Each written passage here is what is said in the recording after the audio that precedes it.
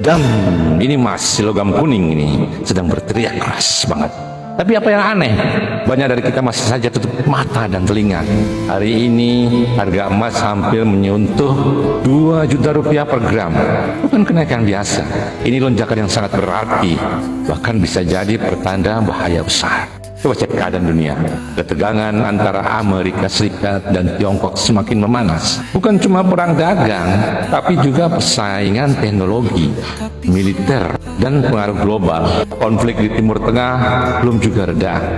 Rusia dan Ukraina masih dalam ketegangan. Dan di tengah semua ini, percayaan pada dolar mata uang global mulai goyah. Kondisi gini bikin para investor besar di seluruh dunia mulai mikir, di mana tempat paling aman buat simpan kekayaan?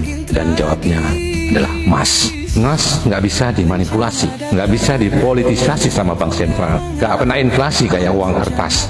Jadi kalau para miliarder, bank besar, atau bahkan negara kayak Tiongkok dan India mulai borong emas, kita harus sadar ada yang gede lagi di balik semua ini. Pertanyaannya sekarang bukan lagi kenapa harga emas naik, tapi lebih ke apa rahasia besar yang mereka sembunyikan dari kita. Kalau lo masih mikir ini cuma hal biasa di pasar, mungkin saatnya lo bangun. Kenaikan harga emas yang drastis itu bukan kabar baik, itu tandanya dunia lagi rapuh. Kalau lo nggak siap dari sekarang, lo bisa jadi yang paling awal ngerasain dampaknya. Emas bukan cuma soal untung rugi, ini soal bertahan hidup di tengah dunia yang semakin nggak jelas.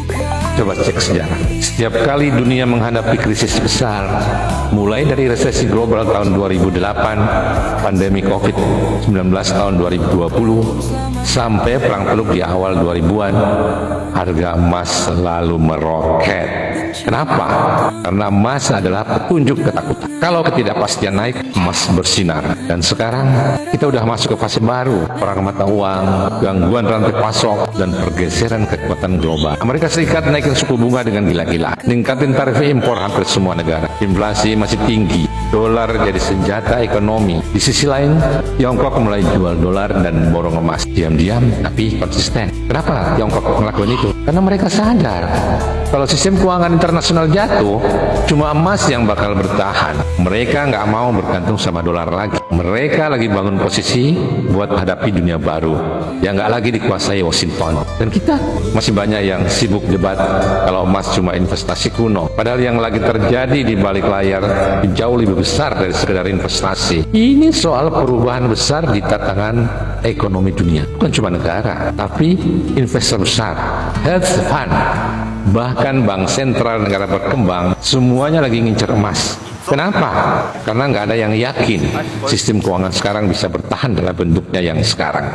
Dan jika semua ini masih kamu anggap overreact, ingat satu hal, harga emas tidak pernah bohong.